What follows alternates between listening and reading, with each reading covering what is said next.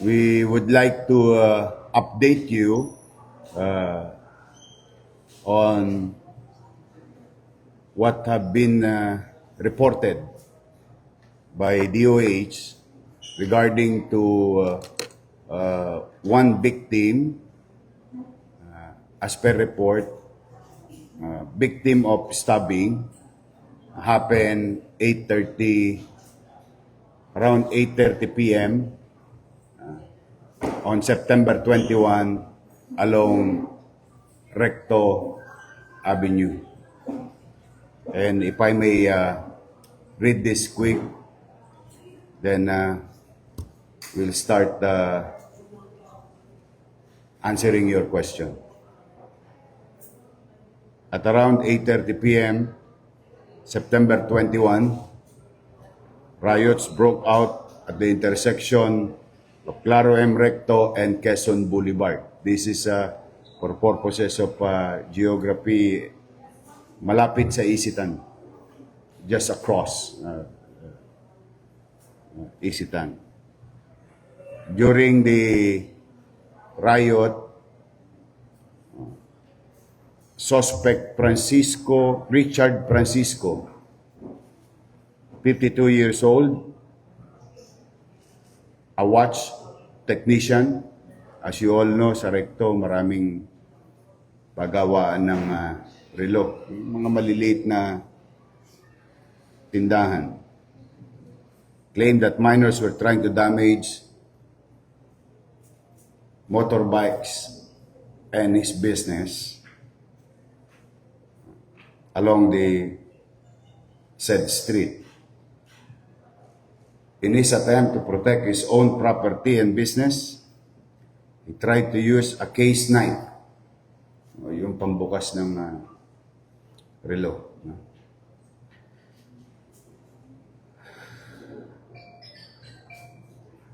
However, this resulted in the death of victim Justine Servo E.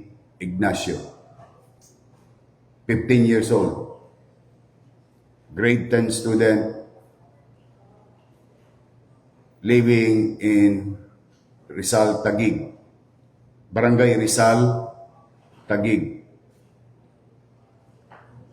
After the video was sent to the Manila Police District and follow-up operation of Manila Police District, the suspect was properly identified by our enforcement unit, and the suspect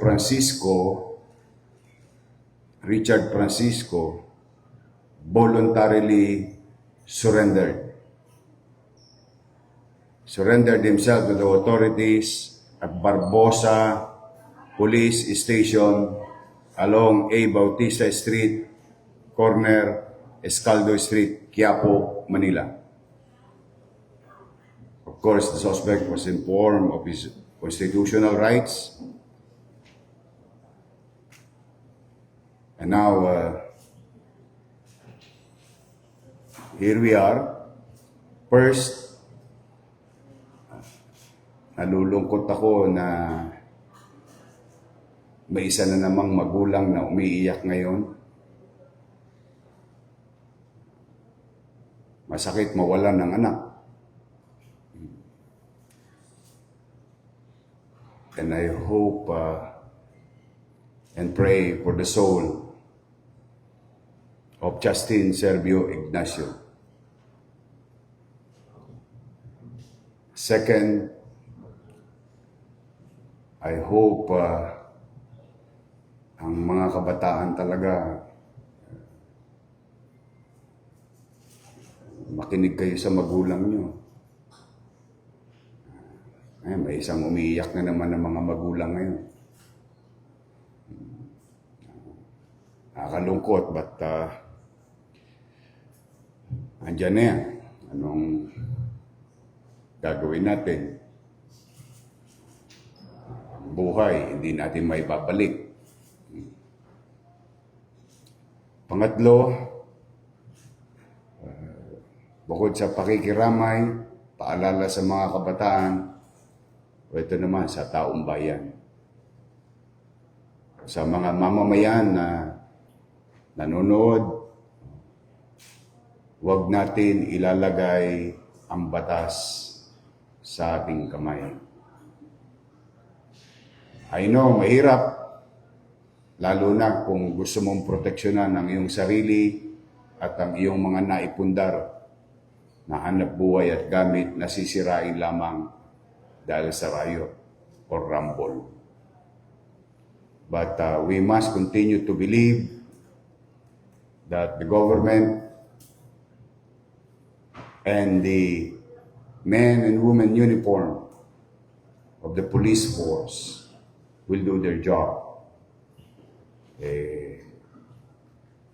May namatay, nakakalungkot, meron ding makukulong, nakakalungkot. Madalit salita, wala. Isang malungkot na araw sa dalawang pamilya. Sa pamilya ng biktima at sa pamilya ng suspect. So muli ako'y taus-pusong nakikiramay sa pamilya ng isang taga-Taguig na dumayo sa Maynila at nag-participate sa riot doon sa September 21 incident. And here today, as we have said, no enough justification for any citizen na ilagay nila ang batas sa kanilang kamay. Kaya nandito ngayon sa inyong harapan si Richard Francisco. And I think this case is solved with regard to the said report. So, before I ask everyone, I open the discussion. Si Mr. Francisco, baka meron kayong tanong. I now open the floor.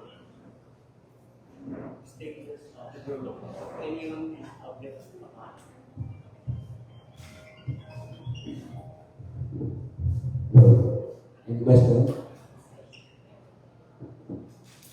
Hi po.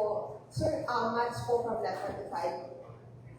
Sir, pwede po bang ikwento sa akin, ano po yung nangyari yung gabi na yun na naging dahilan para po magawa po ninyo yun? Ano po yung action niya nung victim? Ano pong ginawa niya?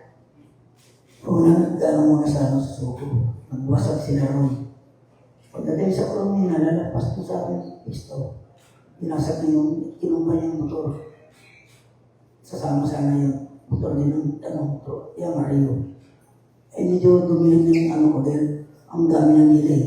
Ayun, masundot ko. Hindi na nakikila lang ako yun. Hindi sadya. Okay na po ba malaman? Ilang beses po? Sa I will send you I think Bambi will send them the video clips taken. That's why he was properly identified because of the video. Medyo kubera nyo lang dahil yung insidente hindi masyadong maganda. But I will give it to you. The evidence, we'll share it to you. The evidence, that's why he was properly identified. Next, please. Oscar Oida po sa GMA News. Oscar. Mr. Francisco, describe lang po kung maaari yung nakikita mo nung time na yun, kung bakit nag-din yung panahon mo. Ano yung nakikita mo nung panahon mo? wala na silang pag dumating sila, wala na silang pakialam. Pagpakita nila mga sasakay, tinanin nila. Kumbaga, tinutulong ba sa masira. Sa gamit niyo po, Saka, ang gamit ko kasi, malapit ka rin ba sa akin, kaya lang, nakita ko sa loob. Paglabas ko, yung mga inano yung motor. Parang lumilig na rin yung biglaan. Hindi maano, para daw. Hindi ko sinadya. Kasi kung sadya talaga, marami, isa lang. Yes, please. So, Mayor, Oscar. Mayor, nakipag-usap na ba sa inyo yung pamilya ng biktima o may nakausap niyo po ba? No. The moment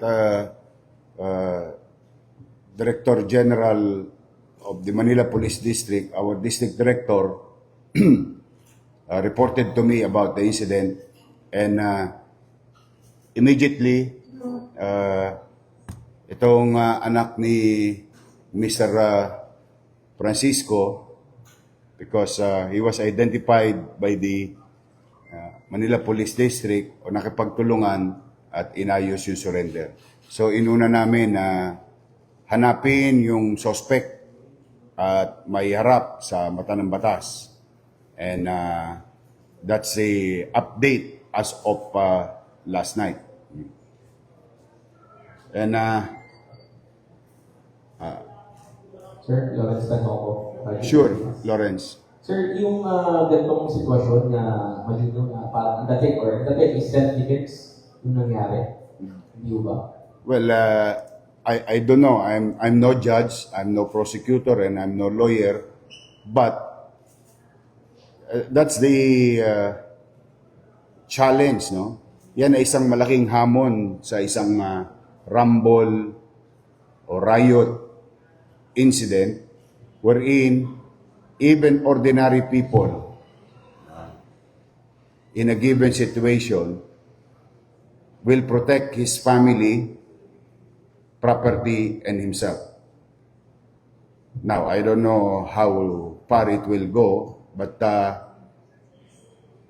habang tayo'y malayang under our Constitution, malaya natin maipahayag ang ating damdamin, at yan ay kinikilala ng pamahalang lungsod ng Maynila at iginagalang.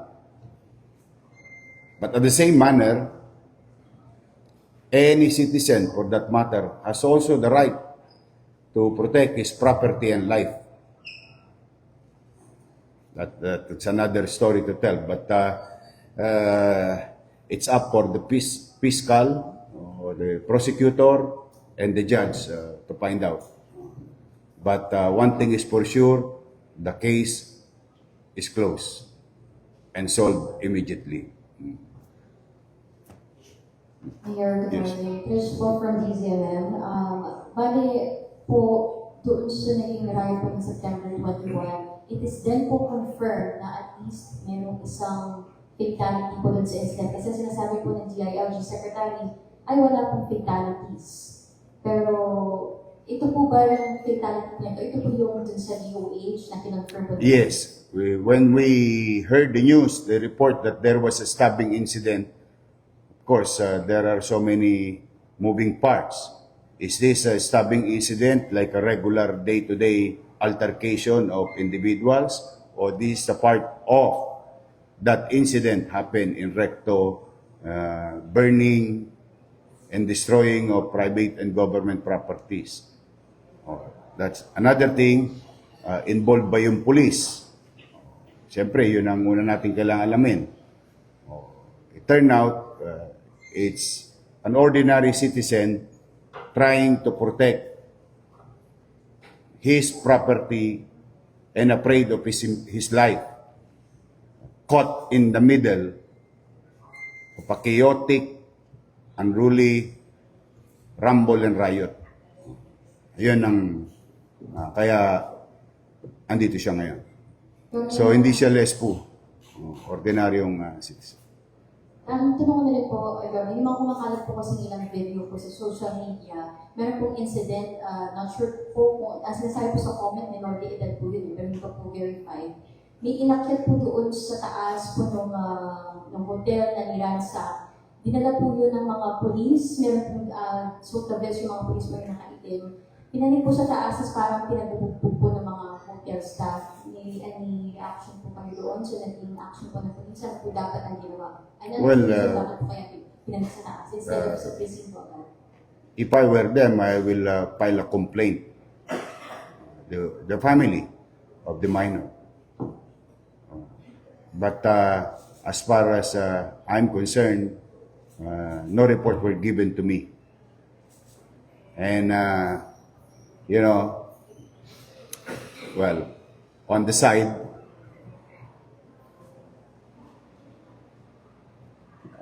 what if pinasok ka sa loob ng bahay mo?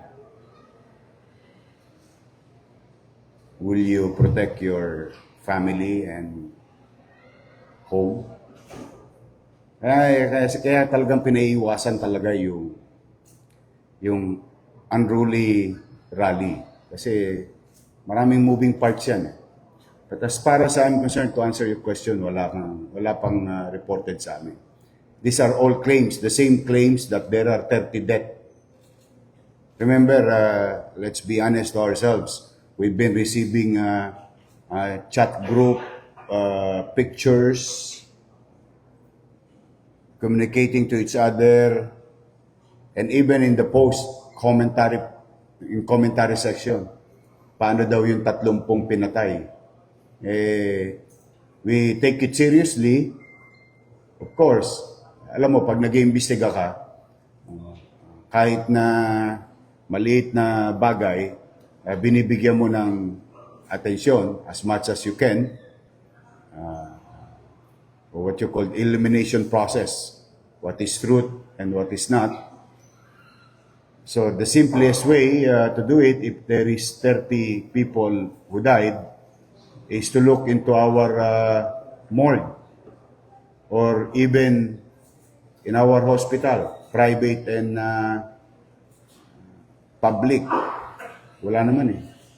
Wala naman 30. Ang hirap itago nung 30 namatay. Kaya sa mga kabataan,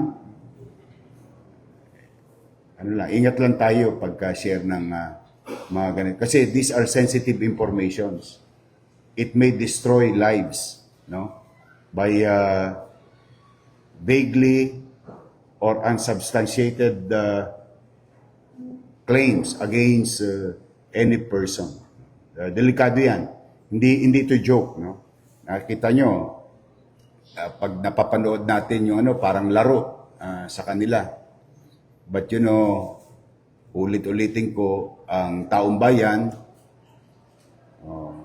may karapatan din na proteksyonan ang kanyang sarili at ang kanyang bahay at pamilya, ang kanyang pag-aari. Kaya lang, panawagan ko sa mga taga-Maynila, let us not put the law in our hands. Let's continue to believe that the Manila Police District, your police district, will do their job. As question po, Diyos. Sure. Good morning, Mayor. Mayor, ang reaction na lang po doon sa panawagan sa inyo ng militanteng grupo na nag-rally po sa NTV na palayain po daw yung mga inaresto. Kapag ka hindi raw pinalaya, ay mas malawak ang paglabag sa lansangan ng kanilang gagawin. Ano po yung reaction? Anong basis of release? If there is a basis for release, okay lang. Are they guilty of destroying public property, threat to the citizen? It's up for the judge. Are they suspect? Yes, they are considered suspect. 192 of them. Were they arraigned? Yes, they were arraigned. Then, karapatan naman nila kumuha ng abogado.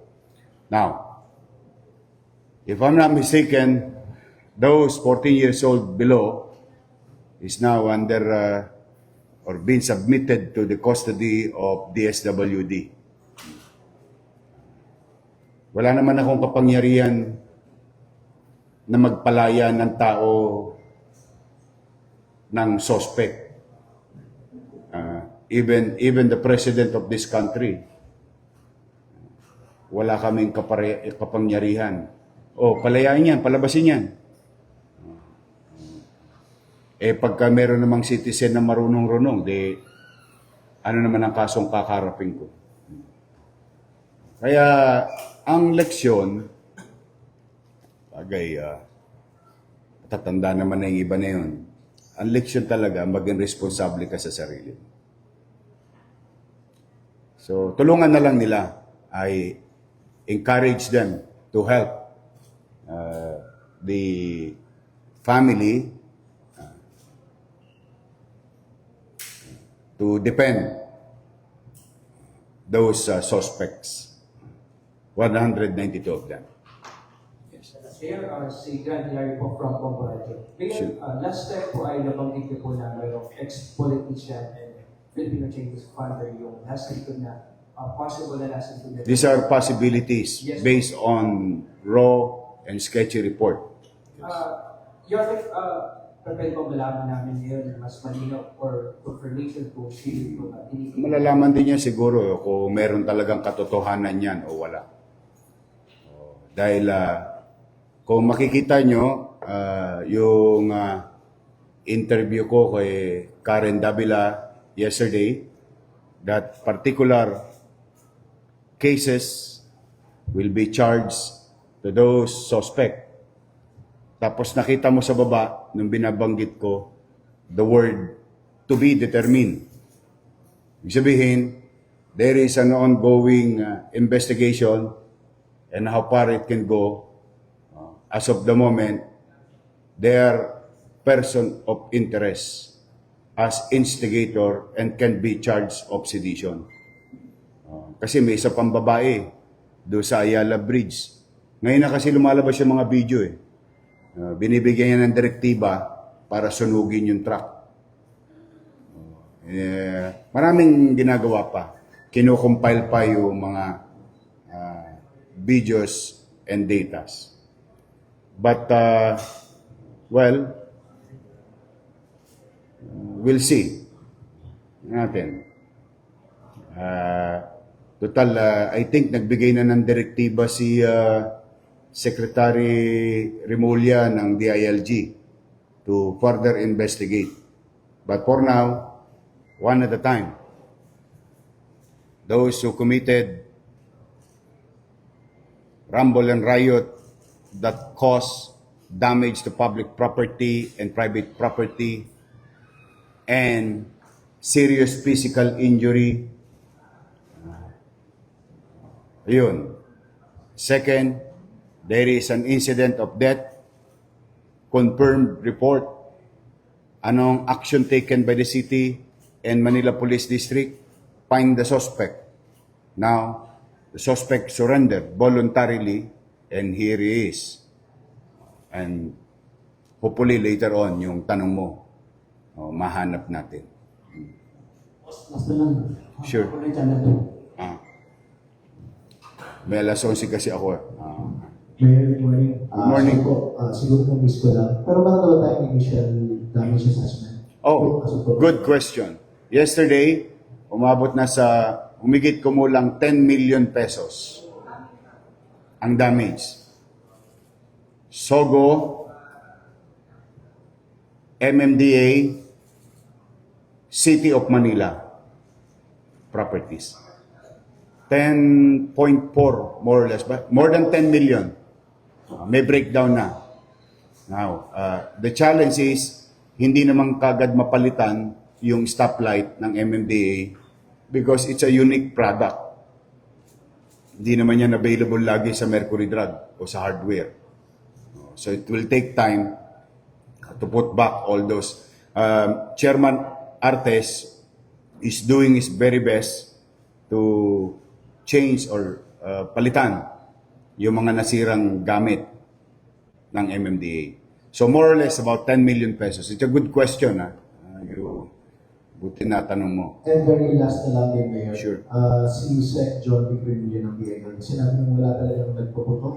Hindi Manila Police District, sinasabi nilang wala nang nagpuputok ng baril sa akin ng pulisan. Pero doon sa video from Soho, may mga kalalaking may hawak ng baril. Ano po ba sila? Mga civilian ba sila?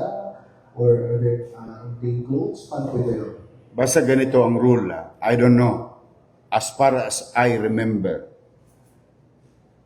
the rule sa rally, ang police has to be uniform for proper identification. I don't know if there is a law that requires them that if you are participant in the peace and order situation in a rally, you must be in uniform so that you will be properly identified. So kung civilian, that's kailangan imbestigahan. Kasi bakit? alam mo, meron din tinatawag sa rally what you call infiltrator. At ang trabaho, agitator. They will infiltrate a peaceful rally for some political beliefs or economic reason. Somebody maybe ordered them. Ito lang ang mga senaryo. We have to open our minds of the possibility. They infiltrate, instigate, agitate the environment and maybe can provide some materials to those individuals. Lalo pa pag nakikita mo madaling utuin. Ang tawag doon starter. Ang tawag namin sa Rumble, starter. Those are possibilities. Now, kung yun ay police o hindi, I really don't know yet. But as a matter of general rule, walang police na makikihalubilo basta-basta sa gitna ng mga rallyista na kakasibilyan. Makukuyog yun.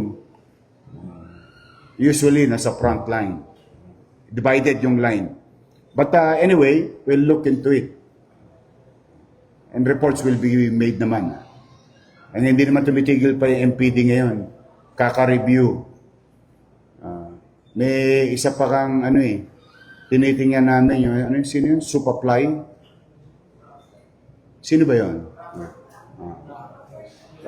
Instigator? Hindi na pagkikita ngayon Pero maraming mga insidente na hinikayat niya yung mga bata. Kawawa naman yung mga bata. Kita niyo yung mga magulang. Nag-iiyakan. Yan yung mga magulang ngayon, ang hapdi ng puso, napuyat, nag-aalala. Dahil lang dito sa mga, alam mo, okay naman akong geng-geng, gusto nyo, 2 joints tayo. Walang problema. 2 joints, chill-chill ka lang. Okay lang. Self-expression, showing your talent. I don't mind. Pero to agitate and create chaos as an influencer, that guy Supaply can be held liable also. And I told sa Monte, sabi, paimbestigahan nyo nga yan. Kasi may mga video yan na parang nag-agitate siya ng mga bata. Como siya sikat na influencer, nagamit niya in a bad way. Ito, kita nyo mga nahuli namin, di ba? Tagig. Ano yun naman, napansin nyo Mandaluyong, Parañaque. Kawawa yung mga bata. I think ikaw yung nag-interview sa mga magulang. You were there, no? Sa MPD. You see, nakita mo yung pag-aalala ng magulang? Yung hinagpis ng magulang? Sana nanonood yung mga kabataan. Is it worth it na pahapdiin natin ang puso ng nanay natin at tatay natin? Is it worth it? Kita ninyo, nung nasa Hoyo, yung mga bata ngayon, bumisita ba yung, sino yun? Supaply? Binisita ba sila ng barkada nila, ng kaibigan nila? Sino nag-aalala sa labas ng kulungan? Magulang. Kaya mga bata, ang magulang nyo, walang masamang iisipin para sa inyo. Makinig kayo. Kaya, yun lang ang panawagan ko. Huwag tayo magpadalos-dalos. Kasi sayang ang buhay, sayang ang kinabukasan. Makinig kayo sa magulang nyo. Mahalin nyo't maswerte nga kayo. Meron pa kayong magulang.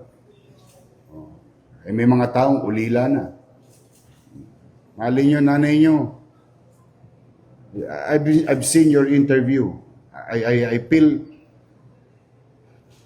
I really feel bad as a parent. I really feel bad as a parent.